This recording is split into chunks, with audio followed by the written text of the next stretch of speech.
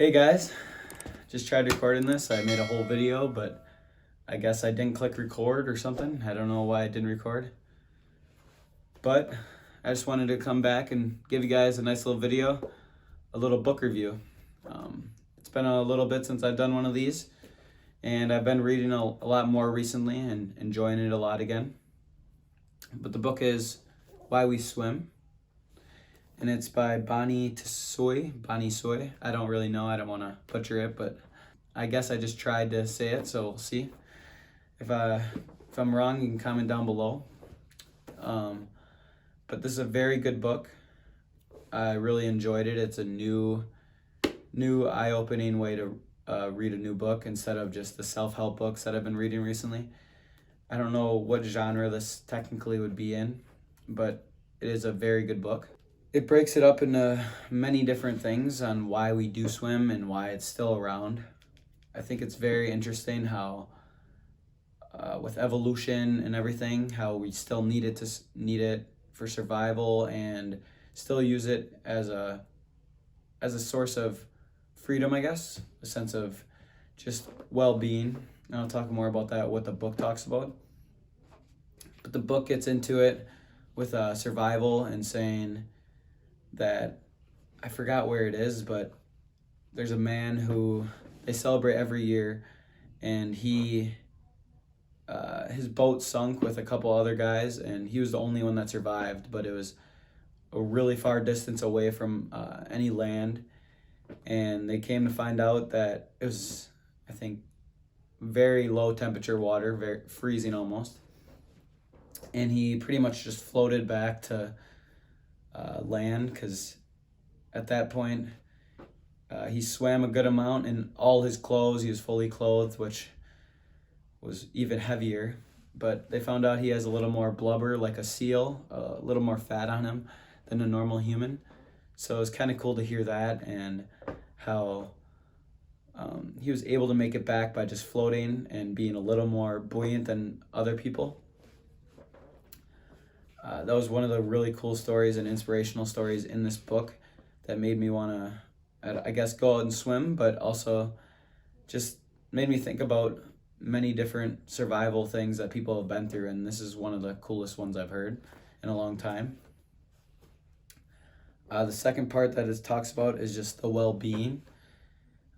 If you think about it, I like to run, I guess. I do it to stay in shape, and I know a lot of people that do swim just to stay in shape, but I do it sometimes. I do it a lot in the summer when we're boating, and it's really fun, and I just enjoy the swimming. I'm not really a big lap swimmer guy in my life, but I've always enjoyed just being in the water, being a little fish, and messing around in the water as much as I can. The third thing they go through is about community. Just that sense of community you get. I think it's very important, anything in life, to have a good sense of community.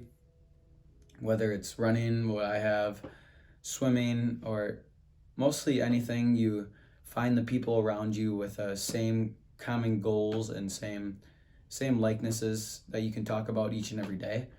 I think that's a very important thing, and with swimming, people can do that. They can get out and swim with their buddies. If they're feeling down one day and they don't want to swim, they can just think, oh, I can text this guy and we can go swimming, and instead of doing everything on your own. I think that sense of community is a very important thing in life. The fourth thing they talk about is just competition. They talk about how it's evolved over the years and into many different things, but it's still a big prevalent thing with people trying to see whether you're faster in a certain length or just faster than the other person in general. It's kind of like a race in running, but also just in the water to see who's a better fish, I would say, I guess. So you can mess around and be the best they can be. And I always enjoyed watching swimming, whether it's on the Olympics or wherever I see it. It's always a good thing to see when someone's just going so fast that you can't even fathom how fast they're going, because I know for sure I couldn't do that. And and I consider myself a pretty decent swimmer, so it's always nice to see when other people are just breaking limits and breaking new records. It's always cool to see. And the last thing that they talk about in this book is just a sense of flow in swimming, just the religious side or the spiritual side. I guess like what I think about when they talk about this is just when I'm in the water and I'm all alone, I can feel that sort of sense of freeness and just wanting to be part of the earth and part of the water. I can feel it. Sometimes when I'm running, I feel that, and it's just a calmness that you get over your body when you're swimming sometimes. And I always enjoy that feeling. But that's about all I have to say about this book. It's a very good book. I'd say it's a 7 or 8 out of 10, 7.5, I guess, out of 10. I definitely recommend you to go get it. It's a change of pace if you don't want a self-help book at the moment. Love to hear you guys' comments on other books that you want me to read or anything in general. Just want to hear about your life. We're making more merch recently. We gave some away already and hoping to give more away and maybe sell a little bit. So let us know what you think down below. Love you guys, and we'll see you in the next video. See ya.